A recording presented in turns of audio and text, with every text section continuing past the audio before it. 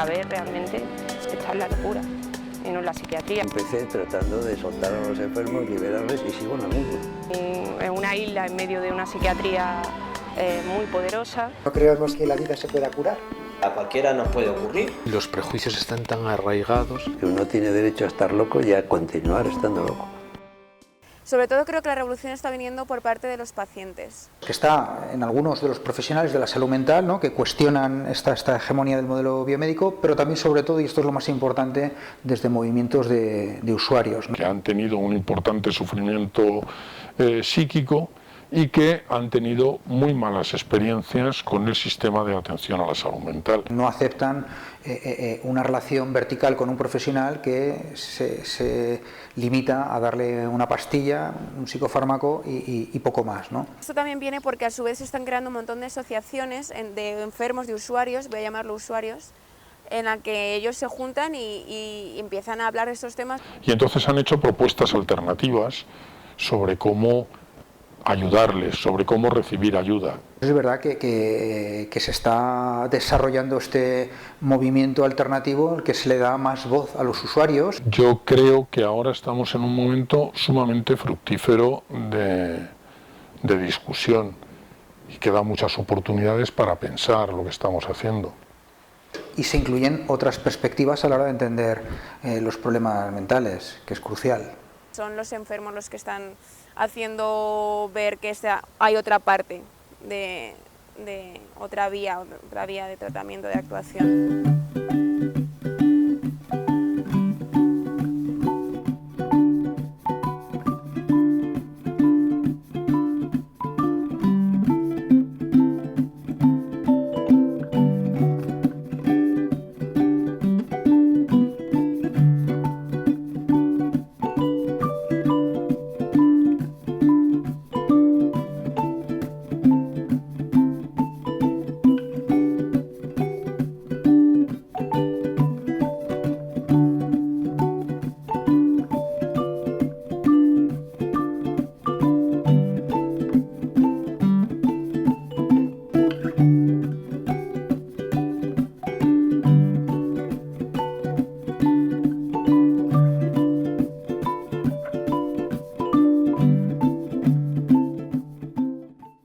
Me licencié en Bellas Artes con mucho esfuerzo. He sido ocupa cuando era más joven.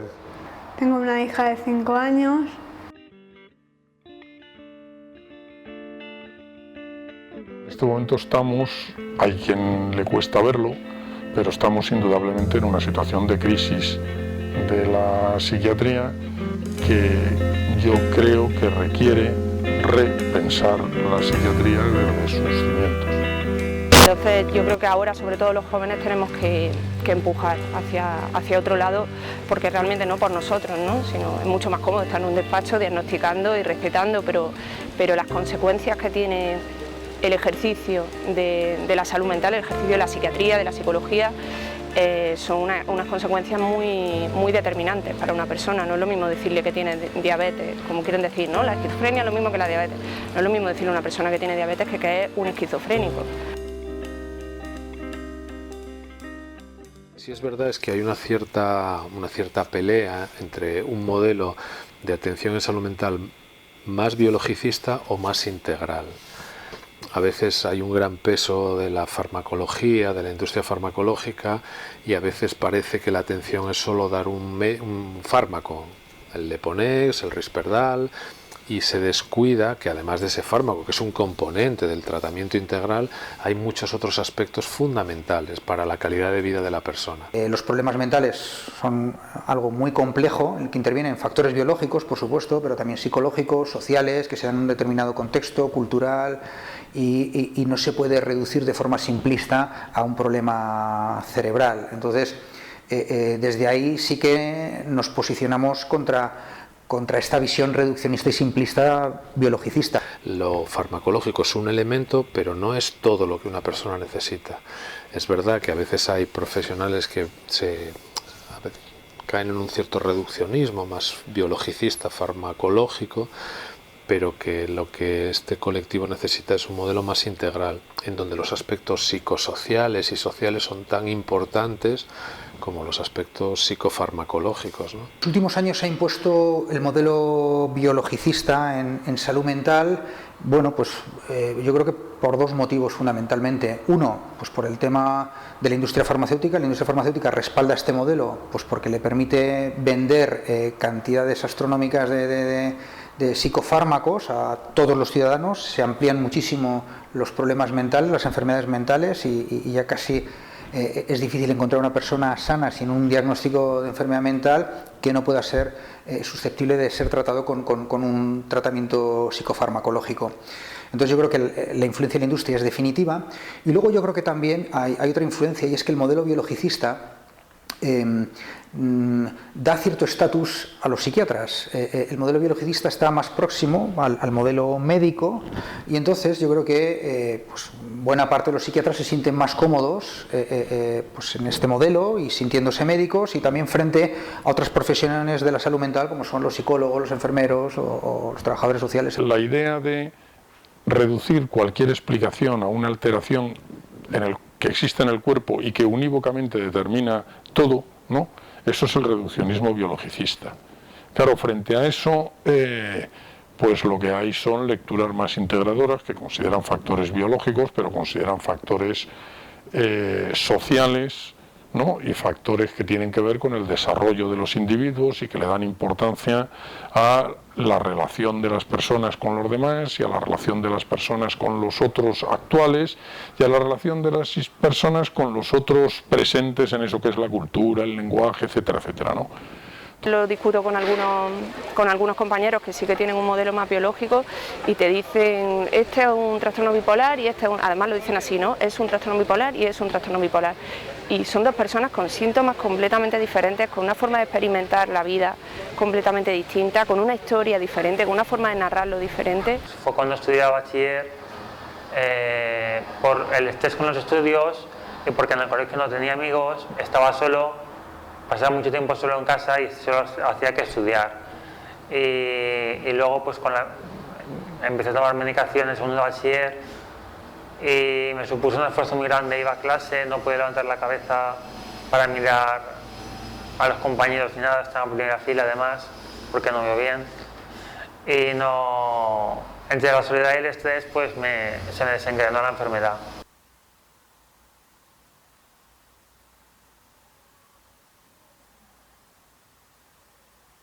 Lo cierto es que no hemos encontrado las causas de los trastornos mentales. Realmente nunca se ha encontrado una causalidad de la locura ni una causalidad de los problemas que podemos decir mentales. No tenemos ningún análisis de sangre o ninguna prueba de imagen que nos diga que este es el diagnóstico, ¿no?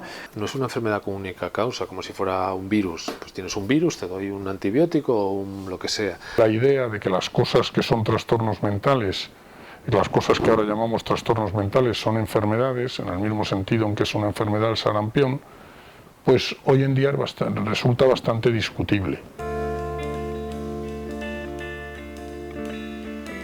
El encierro de estas personas, que al principio eran los manicomios y era un encierro arquitectónico, cuando se hizo la reforma se intentó que ese encierro ya no existiera, pero ahora nos hemos encontrado con un encierro diferente, arrastrado de esa segregación, ¿no?, que se intentaba hacer de todo lo molesto y de causas desconocidas. Y el encierro ahora mismo es lingüístico. Es decir, decimos que al principio la presión era de ladrillo y ahora es de palabras, porque realmente el encierro ahora mismo es el diagnóstico. O sea, las personas están encerradas en categorías diagnósticas y de ahí ya no se sale. Una forma de oprimir a la gente también es tratar de que se cure y se normalice a la fuerza. Y el enfermo mental hay que tener en cuenta que es una persona que puede tener cierta normalidad y tiene derecho a mantenerla. O sea que no hay que forzarle más allá de lo necesario para tratar de conducirle a una norma.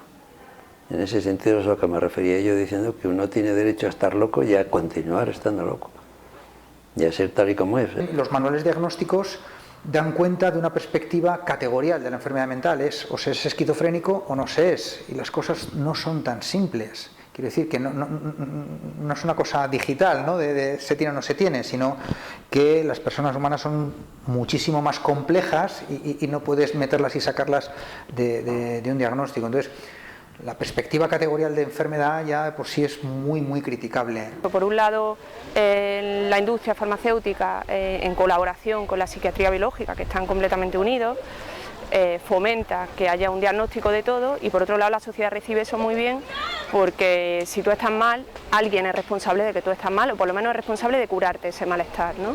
Entonces ahí va la demanda hacia salud mental, y ejemplo de esto es que el 80% de lo que tratamos ahora mismo en los centros de salud mental son problemas de la vida cotidiana. Problemas de la vida acaban poniéndosele una etiqueta de trastorno, de problema psiquiátrico, para en cierto modo justificar la toma de determinada medicación.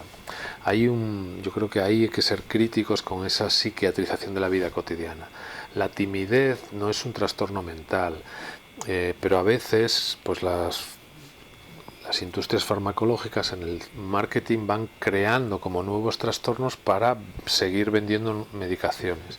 Se medicalizan los duelos, se medicalizan la hiperactividad, se medicaliza el fracaso. Y en ese sentido, bueno, pues hay un campo amplio para la industria farmacéutica para poder trabajar en ello. Y en ese sentido yo creo que tenemos que trabajar mucho, desde la sociedad, implicando a todo el mundo que pueda para poder difundir que es un tema de la vida y que no es un tema que tengamos que medicalizar en la medida de lo posible.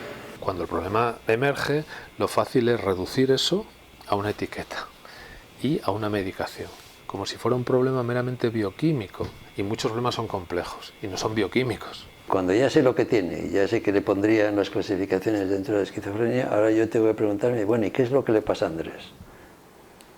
Es decir, ¿qué necesita? Que a lo mejor lo que necesita es una lavadora en casa. Entonces tengo que buscarme a ver de qué manera le conseguimos una lavadora a este. O ha perdido el piso. Y como ha perdido el piso, ha cogido y se ha descompuesto y se ha desencadenado la psicosis y se ha puesto peor. Y a lo mejor estoy forrando a medicación para curar una enfermedad que parece que viene del cerebro, y la enfermedad viene porque se ha quedado sin piso. La ampliación de los límites de los problemas mentales es algo que asusta. Es verdad que cada vez es más difícil, según criterios DSM, encontrar a alguien que no cumpla criterios para tener alguna enfermedad mental. Se está llegando a un nivel de, según los fármacos que aparecen, diagnosticamos y por tanto pronosticamos e identificamos a las personas, estamos llegando a un punto en que o se hace algo o nos dejamos arrastrar por eso, ¿no? La idea ahora es que una vida plena es una vida sin sufrimiento, lo cual es imposible. En vez de ser una vida en la que uno sufre pero es capaz de manejarlo. Ahora ya parece que nuestro objetivo es ya nunca sufrir y nunca padecer, y esto es una quimera.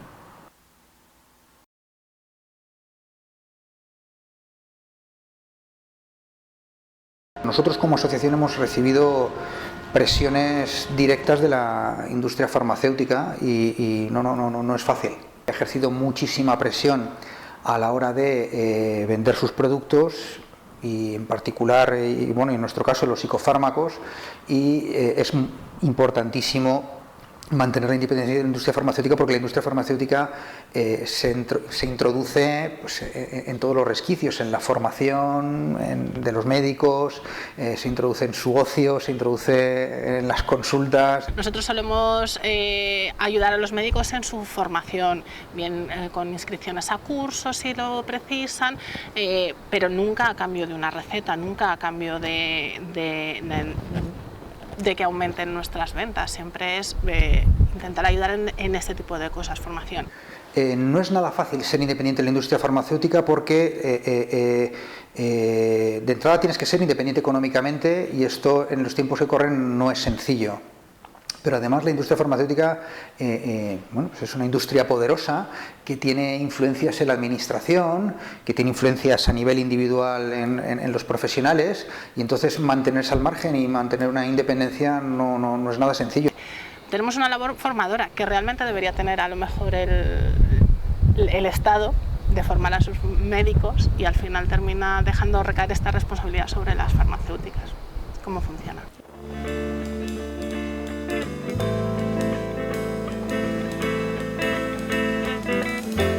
Yo caí enfermo hace 33 años, cuando tenía 21 años. Entonces, ¿qué pasa? Que antes sí que estaban, no yo, la mayoría de los pacientes psiquiátricos de aquella época sí que hemos estado muy sobremedicados. Y yo, como quería estar vivo y despierto y quería vivir y no quería estar zombie, estuve por lo menos 20 años o un poco más sin medicar. Me mandaron tantas pastillas que me tuve que ir a la fe porque yo creía que me moría. Me daban mareos muy fuertes seguidos, me daban ganas de vomitar, me sentía muy mal. Estuve pues 3 días en cama una vez porque me pusieron un tratamiento del choque y lo pasé muy mal porque el primer día estaba por la noche en la cama y decía a mi madre: mamá, ¿qué más me van a hacer? ¿Qué más me van a hacer, mamá? Porque me hacía así, no me notaba el corazón latir, ni me notaba respirar y estaba muy, muy débil. En el campo de la salud mental hay una sobremedicación espectacular. Quiero decir que hay un sobrediagnóstico tremendo. La prevalencia de enfermedades mentales está aumentando extraordinariamente en los últimos 20-30 años. Y desde una concepción biologicista de la enfermedad mental, lo que ha favorecido es que se hayan prescrito también muchísimos más psicofármacos a los ciudadanos. Y entender si hay una sobremedicación. No sería necesaria tanta medicación si las personas estuvieran adecuadamente seguidas, no hubiera esa presión de la industria y pensáramos a largo plazo. Los psicofármacos producen muertes en la medida en que generan efectos secundarios que acortan la vida de las personas. Se sabe que las personas diagnosticadas de psicosis y consumen psicofármacos tienen una esperanza de vida mucho menor por el consumo de psicofármacos. Entonces, no matan instantáneamente, pero acortan la esperanza de vida. ¿Sí? Son fármacos eficaces, pero no está demostrado que sea a muy largo plazo, o sea que realmente una persona que se pinche toda la vida no va a tener la misma eficacia del fármaco, y sobre todo que tienen una cantidad de efectos secundarios tremenda. Y eso a su vez se traduce en una falta de adherencia al tratamiento. Los pacientes se encuentran con problemas de impotencia, problemas del habla, de sialorrea, que se llama que se les cae la baba, de marcha parkinsoniana, que se llama que andan rígidos, el pensamiento se les queda completamente aplanado. Ellos, con sus palabras, dicen que les anula la medicación, les deja como embotados. Creemos que los psicofármacos se utilizan como un medio para que esa persona esté mejor, para que pueda trabajar las cosas que realmente importan, ¿no? O sea, es verdad que cuando una persona no duerme, cuando una persona tiene un delirio terriblemente angustiante o una melancolía tan profunda que no le permite levantarse de la cama, es muy difícil que realmente encuentre un lugar diferente, ¿no?, en el que estar, o que ni siquiera quiera buscarlo, ¿no? Entonces nosotros creemos que en esos momentos tomar una medicación no es malo para esa persona. Realmente no es o medicación o psicoterapia, no hay que ser dicotómico en este aspecto, hay que saber que hay que equilibrarlo y en el momento hay que saber que tiene que primar más si una cosa u otra. Normalmente la combinación de tratamientos farmacológicos y tratamientos psicoterapéuticos es más eficaz que cualquiera de los dos por separado. Entonces, quiero decir, lo que en este momento sucede de forma más frecuente con una persona que tiene un trastorno mental grave en una red que funciona de una forma decente es que lo que va a tener es tratamiento farmacológico y psicoterapéutico, rehabilitación, cuidados y apoyo. Muchos psiquiatras, que son los que tienen en su mano, ¿no?, el poder de decisión de los tratamientos y demás, piensan que muchas veces la única opción cuando, por ejemplo, están ingresados agudos, ellos no conciben que se haga un apoyo psicológico o que se trabaje otros tipos de aspectos que no sea la medicación. Se entiende como a esta persona hasta que no esté en su juicio no se puede hacer nada más con ella, entonces se le medica hasta que de alguna manera pues ya tiene esa capacidad de un poco de decisión, ¿no? Creemos que a nivel de los psicofármacos siempre hay que perseguir un triple principio, ¿no?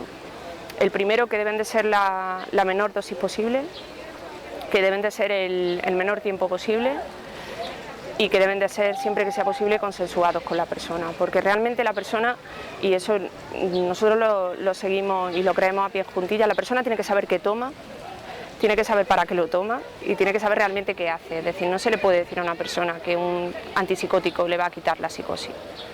Que es lo que tiene que decidir. Te quiero poner el tratamiento a esta dosis, ¿qué te parece? Podemos llegar a un acuerdo en la dosis. ¿No quieres nada? ¿No quieres nada? Yo te puedo explicar, va a ser peor para ti, me parece a mí, sin quererte condicionar mucho. O te lo puedo decir de una manera muy amenazante. Con eso ya estás ejerciendo una violencia. Tenemos que consensuar con él la medicación, el tratamiento, las pautas y tenemos que ir juntos de la mano, no uno arriba y otro abajo. Aquí en este centro no solo yo, sino que todos los enfermos decidimos qué medicación tomamos y qué no.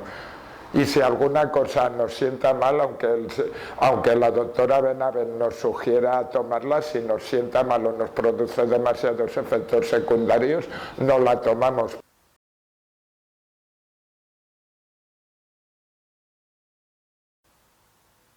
Creo que estuve a punto de morir deshidratado y asfixiado. Pues porque tú sabes lo que es la contención mecánica. Hay dos en las muñecas, una banda en el diafragma y dos en los pies. Y ahora hay una nueva que pasa por, digamos, por aquí delante por el pecho, entonces una especie de arnés. Cuando te atan los pies y las manos a la cama y luego te ponen una trincha en el diafragma que te deja inmovilizado sin poderte mover. Y realmente se supone que es la última opción en el tratamiento cuando la persona se supone que está siendo un peligro para sí misma o para los demás, pero claro, eso lo puede entender uno de muchas maneras. Y realmente es una situación muy violenta, sobre todo para la persona, cuando uno es atado. Yo creo que se le quita muchas veces hasta la dignidad. El médico de la ambulancia decidió que me ataban y me ataron. Y luego cuando llegué a urgencias me tuvieron no sé cuántas horas sin darme ni agua y sin aflojarme la trincha de la barriga, con lo cual prácticamente casi me asfixio y sufría un grado importante de deshidratación. Si no están contenidos los 5 miembros, o sea, teniendo 2 pies, 2 manos y el abdomen, hay un peligro real de asfixia, ya que yo he vivido casos en que los pacientes han intentado arrastrar, sobre todo si son flaquitos, arrastrar y no está bien sujeto por debajo de las bandas, y en ese intento de arrastrar quedarse asfixiado por el aplastamiento del diafragma.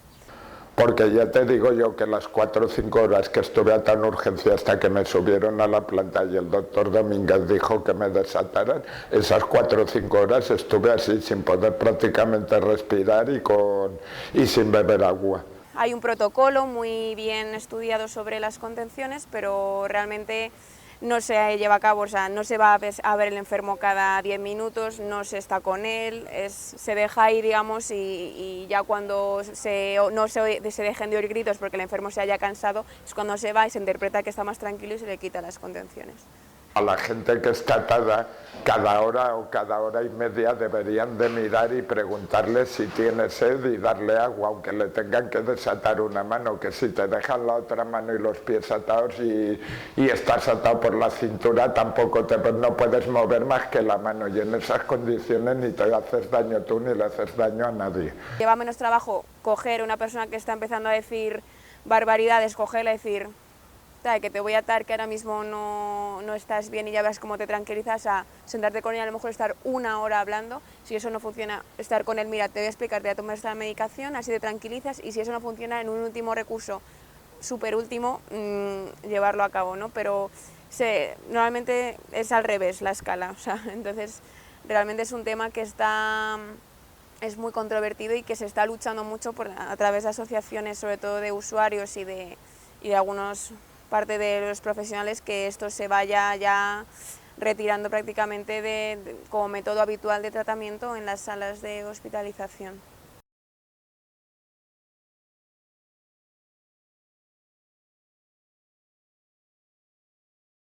El estigma es ¿soy esquizo qué?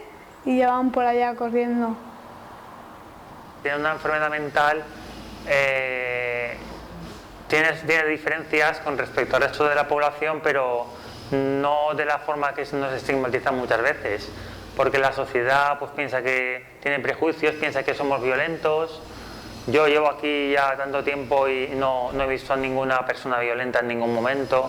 Una de las mayores dificultades a veces que tienen las personas con trastorno mental ya no solo es la enfermedad mental o las dificultades o las discapacidades que pueda generar, sino también la imagen social, el rechazo que viven y perciben. Esa imagen que aunque va cambiando pero todavía sigue, pues si eres un enfermo mental parece que vas a ser una persona peligrosa, una persona impredecible, del que no te puedes fiar. Quizás es importante decir a la gente que las enfermedades mentales, que los enfermos mentales no son ni agresivos, ni van matando, ni nada por el estilo.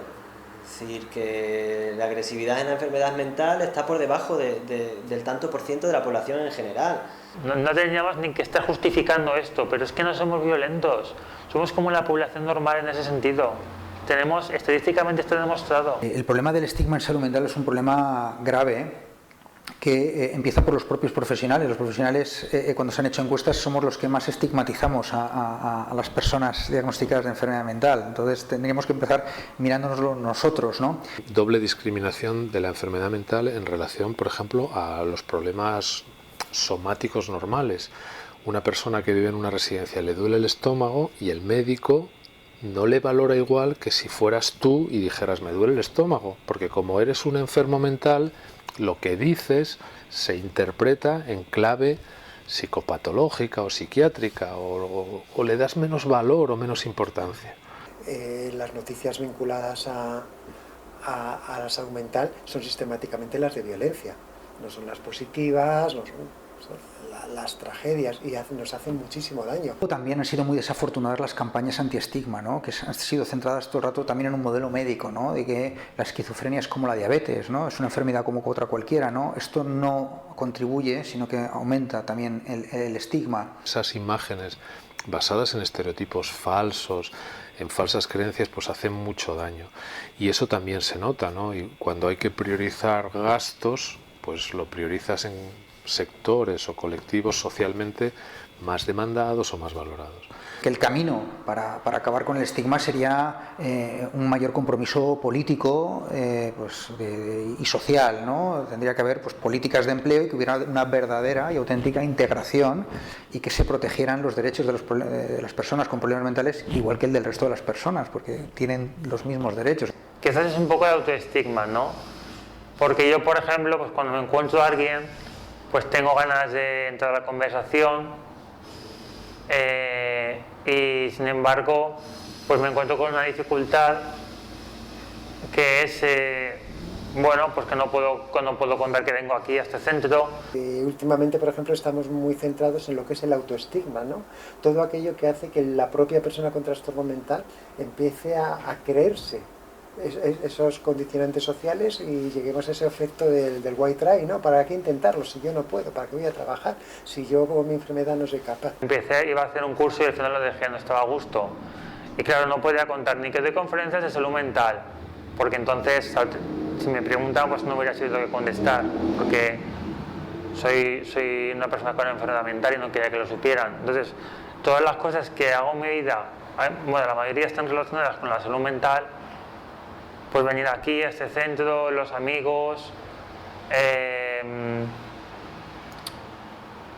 dar las conferencias a estudiantes, o sesiones formativas para estudiantes de medicina, todo eso me gusta muchísimo y sin embargo lo tengo que ocultar, ¿no? Todos, profesionales, familias, afectados, seguir haciendo un esfuerzo de visibilización, entre comillas, incluso de salir del armario. Lo mismo que en la época más dura de reivindicación del movimiento gay, la gente salía del armario porque tenía que salir, pues eso es lo que hago yo, salir del armario y decirle a la gente que estoy enfermo y que yo solo soy un peligro cuando estoy de brote, pero para mí mismo.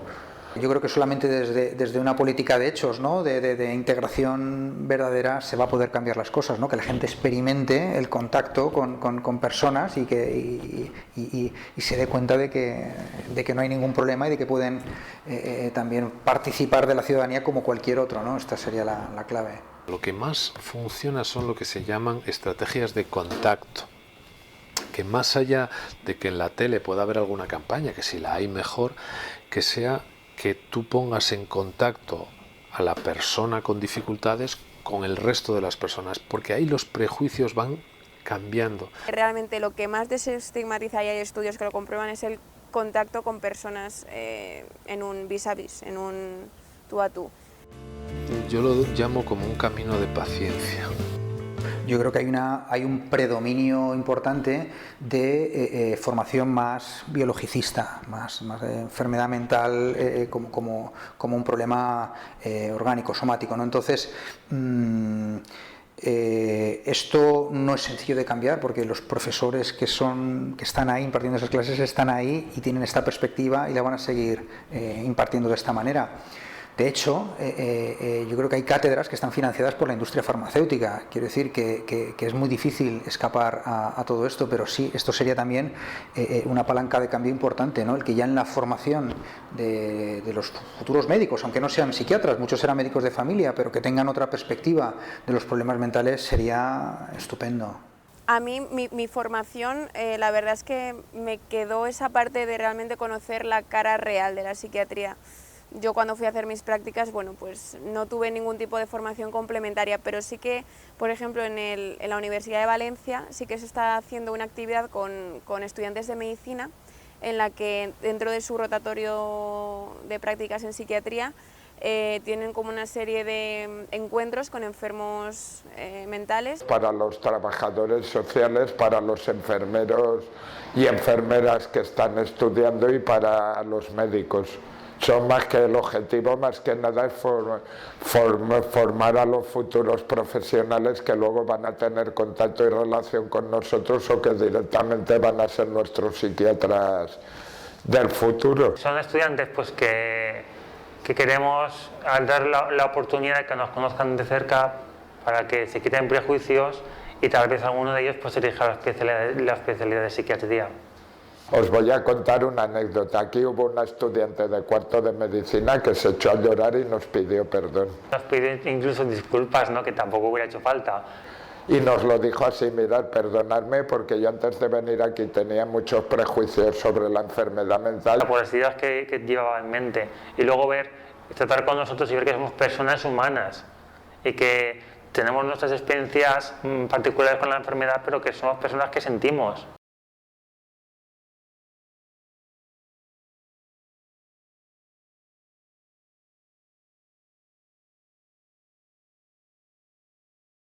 La óptica comunitaria considera que estas personas que sufren y tal son miembros de una comunidad, ¿no? Viven en un entorno, en un contexto significativo y que este contexto tiene que ver con cómo se produce el sufrimiento, pero además es fundamental si lo que queremos es organizar una forma de ayudar a las personas, ¿no? Sobre todo a raíz del movimiento de la antipsiquiatría, sobre los años 60-70, que digamos plantea o replantea si el enfermo tiene que participar más en su proceso y realmente se demuestra, ¿no?, que realmente cuando el enfermo se empodera, entre comillas, se coge la enfermedad por los cuernos él, realmente a nivel de conciencia de enfermedad, de adherencia al tratamiento es mucho más eficaz, ¿no?, y que realmente quita más también la etiqueta al enfermo, o sea, le hace más partícipe en la comunidad, no son ya esos locos del manicomio. Desde los años 60 en Europa se apostó por cambiar ese modelo de grandes instituciones, de grandes hospitales, por recursos tanto sanitarios como sociales comunitarios. Comunitarios no solo porque estuvieran en la ciudad y no en el extrarradio, sino también comunitarios porque facilitaran la atención de la persona en su propio entorno y apoyaran la integración de la persona en su propio entorno. Si nos paramos a valorar lo que significa eso de integración, es muy fácil. Tener la mejor salud posible, un lugar donde vivir, dinero para funcionar y no hay palabra en castellano, lo que los árabes llaman bazar, los italianos mercado, que es esa mezcla de red social y ocio. Entonces, uno está integrado si tiene todo eso, ¿no? Con lo cual, la articulación de servicios responde a eso. La mejor salud posible está en los servicios de salud mental. Para el lugar donde vivir está la residencia, los pisos protegidos, las pensiones. Para el tema laboral están los centros de rehabilitación laboral, que sí que tienen una misión muy clara. Y para la red social y el ocio están tanto el CRPS, el Centro de Rehabilitación Psicosocial, como el el centro de día de soporte social. El centro de intervención comunitaria, el trabajo que realizamos, un 80% es fuera, en la comunidad. De hecho, cualquier actividad que se programa, que siempre la programan las propias personas que atendemos, nunca las programamos nosotros, siempre se intenta realizar pues, en un espacio comunitario, sea un museo, sea una plaza, sea un bar. La óptica comunitaria significa mucho más, no significa solo que voy a verte a tu casa, significa que voy a verte a tu casa porque entiendo que el contexto en el que están pasando las cosas forma una parte muy importante del problema y probablemente podemos hacer que forme una parte muy importante de la solución, ¿no?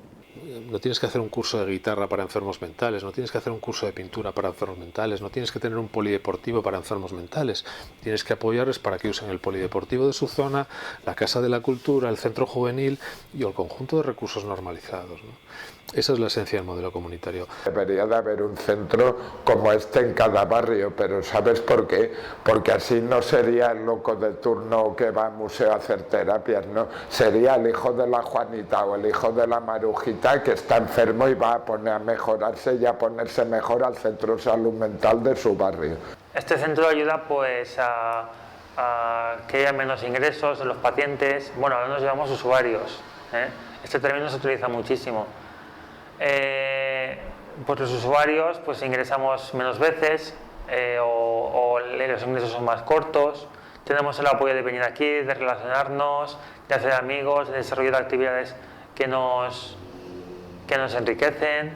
A través del trato entre ellos, a través de los proyectos que van realizando, por lo menos cambia su forma de relacionarse con la realidad, de relacionarse con los demás, de relacionarse con su familia y sobre todo de cómo se ven ellos mismos. Hace 2 años y medio, 3, cuando yo vine a este centro no estaba como estoy ahora. Me hace sentirme bien. Y luego aparte yo soy una persona que cuando veo a un compañero mal me gusta intentar hablar con él, intentar sacarlo de su ostra y de su mal rollo. Esa es una lucha de paciencia, de futuro, pero creo que yo siempre soy positivo. Yo llevo ya 26 años y las cosas han mejorado. A veces caemos en todo está mal, pero claro, la perspectiva histórica de hace 25 años ahora es un salto de gigante. Pero yo soy optimista, yo creo que en los próximos años vamos a seguir asistiendo a un cambio y a un cambio en las relaciones asistenciales, en las que los usuarios van a tener mayor palabra y mayor capacidad para participar en sus tratamientos. Y esto me parece fundamental. En eso consiste el empoderamiento, en darte el poder para que tú no solo vivas tu vida como tú quieras o como puedas, sino que decidas hasta sobre la medicación que te tomas.